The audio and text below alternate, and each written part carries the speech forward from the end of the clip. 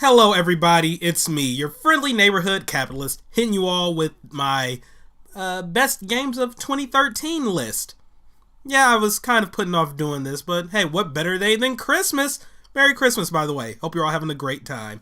So yeah, I just got my little list here of the games I felt were the best of the best for the year of 2013. Now, obviously, this is my opinion. You may agree with me on some games, and I know there are a few games on there that are just like weird choices for some people, but these were just the games I got a lot of enjoyment out of this year. Also, this list is in no particular order. I just chose 12 games because, well, A, I couldn't get it down to 10, and this list will be unranked because I just couldn't put the games in any particular order. It would be like asking a parent to choose their favorite child. I couldn't do it. I love these games. Well, the games are on this list. So, yep, they're just going to be in alphabetical order. Nothing above the other. So, yeah, anyway, my first game on the list. As you can see, I did not rehearse this. Even though I do have a script, this is kind of sad. Animal Crossing New Leaf for the Nintendo 3DS. This might be a strange choice for some, but it's a no-brainer to me because I'm a huge fan of the Animal Crossing games. And this game, it looks great, and there's just so much to do. I mean, it puts Animal Crossing City Folk to shame. Like, I liked City Folk, but in a way it was kind of let down to me. Like, I was expecting more from that game. But in New Leaf, there's just so much to do, like, and then some, because you have, like, new neighbors with, like, new personalities that you can get, and there's just more ways to interact with them, more things you can do with them, and the fact that you can customize your city now, what with public works projects, and, like, even Main Street on here, it's like a better version of the city from City Folk. Like, it's just a great Animal Crossing game, and I'm looking forward to seeing, like, where they go from here with Animal Crossing Wii U. I know we're going to be getting one. I just know it. Yeah, overall, I would consider this to be the best Animal Crossing game out there. So, if you're a fan of the Animal Crossing series, or you want to start getting into it, pick up Animal Crossing New Leaf. Like, you'll be pleasantly surprised if you like that style of games. Anyway, up next on my alphabetical list of game greatness, that doesn't really roll off the tongue, BioShock Infinite. Yes, this game came out earlier in the year, and it just stuck with me all year. I loved the story, and the ending, okay, without going too much into spoilers, there were some aspects of the ending that I really loved. And then there was just one aspect that just felt to me like a lazy cop-out way to get more games in the BioShock series, which was kind of unneeded because it's BioShock. You can just do so much with it. But, other than that one minor nitpick with the story, I gotta say, I really did love the story for this. And the BioShock games, there's just, they tend to have really good stories, I must say. Now, I will also say one other little thing. The gameplay was a bit scaled back when you compare it to BioShock 1 and 2. For example, in BioShock 1, you could use, like, literally anything in your surroundings to your advantage. Like, use telekinesis to throw oil barrels around or topple them over and then set fire to the oil that was in the barrels to, ignite your enemies. But I don't know, there was still, like, some enjoyable aspects to the combat in Infinite. Plus, I love some of the new vigors, and even them toning down the strength of the electricity vigor. Yeah, that's the name of the powers in this game, vigors. As compared to plasmids in BioShock 1 and 2. Like, it was nice, especially the electricity, because that was overpowered in BioShock 1 and 2. But, yeah, and even the new weapons were a great addition too. I really did love, like, a lot of the weapons. It was just so many cool weapons, and you just had to choose which two to use at any given moment. Yeah, which is a step back from the previous BioShock games where you had all your weapons on you at one time. But that's just a minor nitpick. I guess this is more realistic. All in all, I will say this is a great BioShock game, and it's a worthy installation in the BioShock series. But I don't know. My feelings for this one aren't as strong as BioShock 1 and 2, probably because I was expecting like just mind-blowing crap. But you know, the game itself is really good, and I consider it to be one of the best of 2013, so pick it up. Up next, one of the weirder choices, Cloudberry Kingdom. Now, this is a really fun platformer game. I enjoy it greatly, and I just go back to it like every other week or so because it's just so much fun. I really love it. It's a great 2D platformer. And I think what keeps me coming back is the fact that, you know, the levels are randomly generated based on how well you do. So if you're doing really good, just kicking ass at the game, you get harder levels. And if you're struggling on a level, well, then the next few levels, you know, they'll increase a little bit on the difficulty, but you won't see too many crazy jumps or too many enemies added.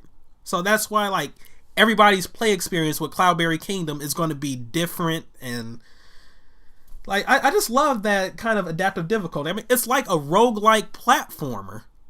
That's freaking amazing to me. But yeah, Cloudberry Kingdom, really great game. I highly recommend it. I love it. I love it. And hell, I might go back and play some of that later on today. Huh, we shall see. Anyway, up next, Ni no Kuni, Wrath of the White Witch for the PS3. I really can't just do this game justice. It is a magnificent game.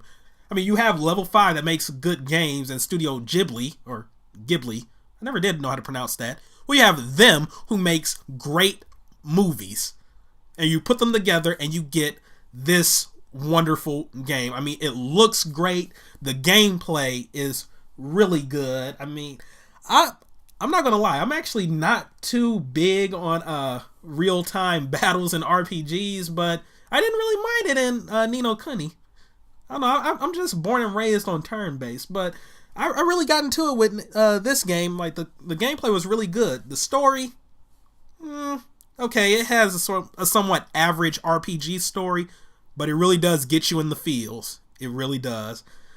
And I love the Monster Collection aspect too, because, well, hey, I'm a huge Pokemon fan, and this is a good alternative to people that, you know, aren't too big on Pokemon. And even still, the Monster Collection aspects of Ni no Kuni aren't, you know, like the main focus of the game. If you don't want to use your monsters, or familiars as they're called in this game, you could just use, you know, combat with the normal humans. I mean, there are positives, pros and cons for using your familiars or just using your, you know, normal human characters. So yeah, it's a great game in general. It's just a shame that it came out in January. Yeah, and it tends to get overlooked in like people's best of games. I mean, best of lists.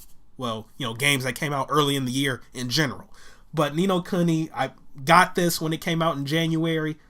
I've enjoyed it ever since. It's a wonderful game, and don't be put off by the aesthetics of it. Yes, it does look like, okay, the art style is somewhat like family friendly, if not kiddie in a sense, but there's something there for people of all ages. I mean, I've talked to grown people, like older than me, who played this game and enjoyed it. So yeah, Ni no Kuni, Wrath of the White Witch, great RPG for your PS3 collection. Up next, we have Pikmin 3. Now, my relationship with Pikmin is a very strong relationship. I've just loved Pikmin ever since I had my GameCube, and the series, wow, I just love it. I just love it. And all throughout the Wii's life cycle, I was waiting for Pikmin 3. That was one of my most highly anticipated games. And I'm still a bit sad we didn't get it for the Wii. I mean, yeah, we got Pikmin 1 and 2 with Wii controls, but woohoo! Wii controls! Yeah. But when Pikmin 3 was finally announced, I was so excited. And I'm not even going to lie. That was the reason I bought my Wii U. I waited until Pikmin 3 came out to get my Wii U. Yes, that was a system seller for me, and I was not disappointed. I love how it combined elements of 1 and 2, namely the survival, you know, mechanics of 1, where you just need to survive, and the just mass collection and no time limit of Pikmin 2. Although there was a time limit of sorts in a way that you needed to, you know, last through your rations long enough. But yeah, well, whatever. I stumbling over my words. It does look outstanding, though. I will go as far as to say this is like the best looking Wii U game out there to date, anyway. I'm sure there's going to be like some more games that come out later that just blow my mind, but yeah, I mean, this game just looks beautiful. It looks beautiful. And I do like the addition of missions and, you know, Nintendo's good DLC practices. Say what you want about Nintendo, but at least they don't BS you on DLC. Like, they don't have on-disc DLC like some people. And it does bring a level of replayability to it, too. So, yeah, all in all, Pikmin 3, a really good Pikmin game. I recommend it if you have a Wii U. Seriously, buy Pikmin 3. Buy it. It's a great game. Up next, we have Pokemon X. Well, Pokemon XY, but I have X because of that legendary. I don't care if it's a fairy, it's a freaking deer. But yeah, not much to say here though. It's it's just a really great Pokemon game. I love some of the Pokemon that were added, especially Honedge. I like Honedge. I mean, freaking Go Steel. It's amazing.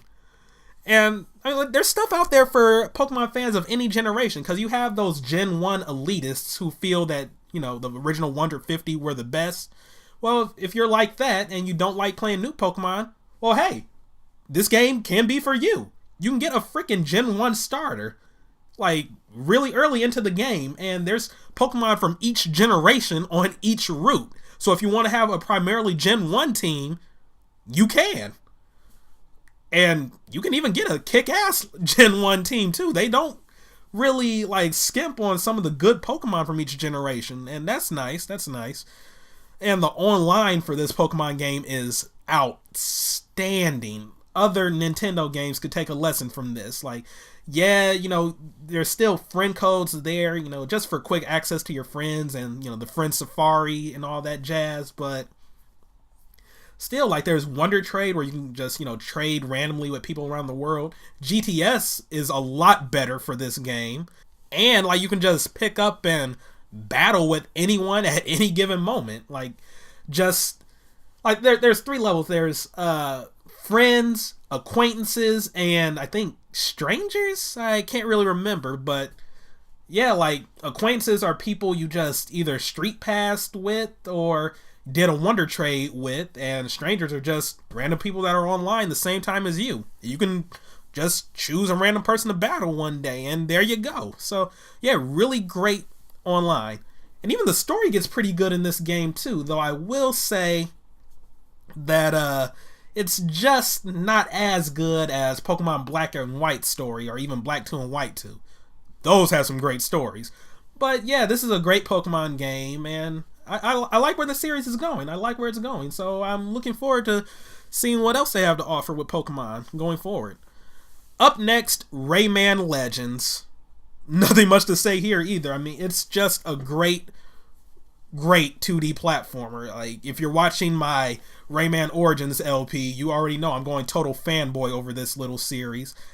I don't know, I really don't have much to say. I mean, yeah, it took what was good about Rayman Origins and made it even better. I got the Wii U version, but I highly recommend, well, actually, I highly recommend the Wii U version, but if you have, you know, if you have Steam, or, well, I mean, who doesn't have Steam?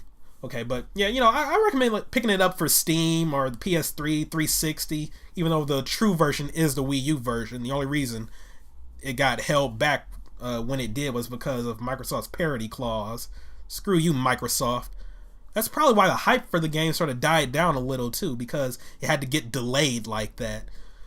But yeah, it's just a really, really all-around great game. The musical chase levels are fun, and I don't know. It's just a complete package for me. I love Rayman Legends. I really do. I spent so much time playing it. But yeah, pick it up. Pick it up for any system. Yeah, the sales were a lot better than Rayman Origins, but they still weren't right, you know, just shy of expectations. So come on, let's help Ubisoft hit those expectations. Buy this game. Up next, and yeah, this one is going to be a weird choice for some, but hey, I don't care, it's my list. Senran Kagura Burst for the 3DS. Yeah, I already know there's a lot of people judging me, but hey, I don't care. This was a really great game. Okay, well, see, it was a great game with, ubiquitous fan service, but at the core, it's a great game. It's just, I will say it's my first real foray into side scroller beat 'em ups, aside from getting Code of Princess, but I mean, that game came out last year, and River City Ransom and Streets of Rage I played way back when, so I can't really say how it compares to others, and I have yet to beat Code of Princess myself, so yeah, I gotta beat that, and I still need to get Dragon's Crown, but from what few side scroller beat 'em ups I play, like, this is a really fun one. Like, the action is really fast paced and fluid, which is more than I can say for Code of Princess because the combat is kind of slow. And the game looks good for a 3DS game, and Senran Kagura is genuinely funny. There were moments where I was like literally laughing out loud. Like, not, going crazy, but let out a chuckle here and there, and like, it's just, the humor is really good too. Now, yes, there is tons of fan service, and I know that's going to put some people off, but the game is just, over the top and just funny with it. It doesn't take itself seriously, so yeah, it might not be for everybody, but I really do enjoy this game. So if you like fast-paced beat 'em ups, check out Senran Kagura Burst. You may be surprised. Up next, an obvious choice for some, Super Mario 3D World. Now, yeah, I really can't say much about this game that hasn't already been said. It's just an all-around great Mario game. Like, it's a great 3D Mario. And I love the wide variety of levels too, because at first I was kind of worried that they were just going to be like carbon copies of Super Mario 3D Land levels, and 3D Land is a game I love. That's probably in my top 5 3DS games, but I had my fears at first, but I saw people playing this, and I gave it a shot, and I gotta say, I was pleasantly surprised with what it did, and I enjoy it greatly. It's a great Mario game. It's fun. It's really fun, and like, I'm still trying to get through the harder levels now, like the Secret World, and yeah, some of them are kicking my ass. I was not expecting that, but yeah, it's a really enjoyable Mario game. It's a worthy it's a worthy contender to be a part of anybody's Wii U collection, and this probably will be a system seller for many people. I just have one question though. Why was Rosalina a hidden character? I mean, yeah, I like Rosalina and all, but still, it seemed kind of out of left field there, but whatever. Up next, another obvious choice for some, The Last of Us. All I can say is that this is an outstanding game. The story is wonderful, to me at least. And, okay, yeah, the gameplay can get a bit repetitive at times, but I feel the game does its best to sort of, switch things up every now and then. Like, there's going to be some moments where you have to be stealthy, some moments where you're going to have to be, like, kicking ass and taking names and all that stuff. And yeah, it's really good. You'll find yourself getting caught up in the atmosphere, like, easily. Because I know there were just moments where I'm just, like, really tense and just looking at everything, trying to make sure that I don't get caught and stuff. But yeah, I really can't say much about this that hasn't already been said. It's a great PS3 game. And yeah, like, it really does seem to be, just what the survival horror genre needs. And yeah, this game, okay, yeah, there's a little bit of survival horror in it, but it's not like at the focal point of it. But this seems to catch that survival horror aspect better than how Resident Evil has been doing in recent years, because yeah, Resi seems to have left that behind. Yeah, and I haven't been hearing too many things about some of the recent Silent Hills coming out either, but yeah, this shows that survival horror is not dead. And yeah, The Last of Us, really fun game, really fun. I recommend it. And you just got to be prepared for that intro to hit you in the feels. Oh my god, I was not expecting that. What is up with PS3 games just trying to depress you? I mean, first it was Ni no Kuni with that intro, and then The Last of Us with that intro. It's like, wow. Alright, but whatever. Anyway, up next on my list, The Legend of Zelda: A Link Between Worlds. I'm not going to really go too much in depth into this because, yeah, GameSpot voted it to be the best game of the year. While I don't consider it to be the best game of the year, I do consider it to be one of the best, which is why it's on my list. Haha. But yeah, it's a great Zelda game. I put it right up there with Link's Awakening and the Oracle games, in terms of handheld Zelda greatness. And yeah, I mean, just some of the things they introduced here were really cool. Like, I love the fact that you can get all your items at once, like with the whole bartering system they have. And that causes you to be able to go through the game at your own pace. Like, it's not a linear path you're following, unlike freaking Skyward Sword, where Fee laid out everything in the exact order that you needed to do. With this game, you can complete the dungeons in any order you want, and yeah, I mean, you get your main goal of saving Hyrule and Lorule, and then you go about doing that in your own way, at your own pace, which is really cool. I like that. I will say one thing, though, this game is a bit on the easy side, because, well, yeah, I mean, it's just a super easy Zelda game compared to others. I mean, I think I only died twice in my real playthrough. Yeah. I'm going to give it another shot on Hero Mode, though, sometime down the road, because I think in Hero Mode for this game, enemy damage is quadrupled. So, yeah, I'm looking forward to seeing how I'm going to do on that when I give this game another shot. But, yeah, it's a great Zelda game, and I recommend it. I recommend it. Plus, I mean, I'm a huge Zelda fan, so why wouldn't I recommend this? And finally, the last game on my list, the Wonderful 101, or Wonderful 101. I like to call it 101 because that seems to flow better. And yeah, I mean, it's a game by Platinum Games, so you know it's good. Now, I did have my doubts at first. It just seemed like one of those, third-party games on a Nintendo system that didn't seem all that good and would fade into obscurity. But the more I saw about it on Nintendo Direct and just looking at videos of it, the more I was getting interested in it. And I gave it a shot, and yeah, it's a really fun game. Like, the combat is great, the characters are hilarious, and it's just a really enjoyable experience. I love it. I love it, and I would recommend it for other Wii U owners out there, but sadly, it's probably not going to do that well because, it's a third-party game on a Nintendo system, and a new IP at that. It didn't really work out for such games during the Wii generation that were good, like Lost in Shadow, Deadly Creatures, and the remake of A Boy and His Blob.